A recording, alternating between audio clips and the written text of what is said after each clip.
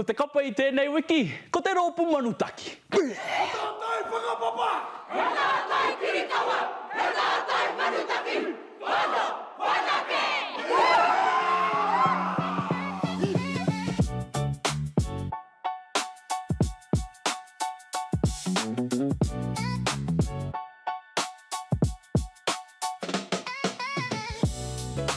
Ki mata mai te atatu, I ngā tau whitu tekau, ono tekau, ko pāpā pita shapu, aroha painga, me te hunga upoko pakarau ana ki te kapa haka, ki te Māori ka rātou I taua taima ko te kapa haka, te tai waka hei whakarauora I te reo, hei whakahoki I a Ngāti noho taone, ka haere te wā, ka hunuku te manutaki ki te marae o Hoani Waititi.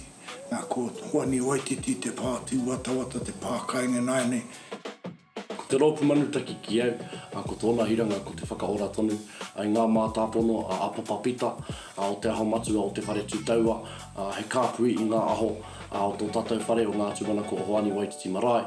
Rongonui ana mātou mai rāno, mō te whakamahi rākau, mō te whakamahi patu, mō te whakamahi tewa. Ahakoa pēr no ngā tau iwa te kau, ahakoa pēr no ngā rā I ngā tata nei, kei te kitea tonu ana akoranga, kei te kitea tonu te whakamahinga o te rākau. Ko ngā akoranga katoa o te whare tūtaua e kore rā e mutu. Hoi anō ki a koe kai te pāpā anaru, kia hoki ngā whakaaro ki te wā I uru atu ai koe ki tēnei kapa.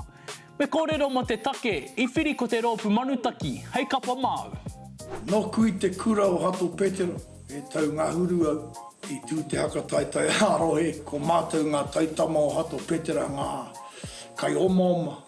Haere au, ka tiki I ngā maka, ka kohiko I ngā maka, ka haere ka puta ki wā, ka tae mai te pahi, te tahi pahi, ko manutaki. Ki te au I ngā toa o manutaki heke anei te pahi. Rangatira te āhua, tā moko, mau taia hāna, ka taika kite I te mu whakarai nei a papa pita. Maharanau I te aua tāmaka whakaroa ai, mutu kāna te kura te kapa. Whakamiharo ana. Me kōrero mō ngā rangatahi, kua auake ki te tira whakahaere. No te tau kaore a Manutaki e ki ngā whiringa ki te matatini, I tino rongo a ngā pau, I taua āhuatanga nā reira. They didn't give us the reins, but they knew that they needed us and we needed them to keep this kapa, the fires burning. And so they did give us rein to create, but they always kind of made sure that we come back, and they kind of made sure we were in line in the right space and not stepping out too much, or that's not Manutaki style kind of vibes. I think our generation, when we came in, we kind of added different styles to, like, still keeping the whare tūtaua, but also opening ironing our actions up to being a little bit more creative with. Ko te pātai whakamutinga, he haka I mua I te aroaro I tēnei wā. Ko kaumātua haewa ki te koutou, ko whakaru te rai, ko raru te turi engari, ko papa pita taku tohunga taku tumu whakarai nā reira.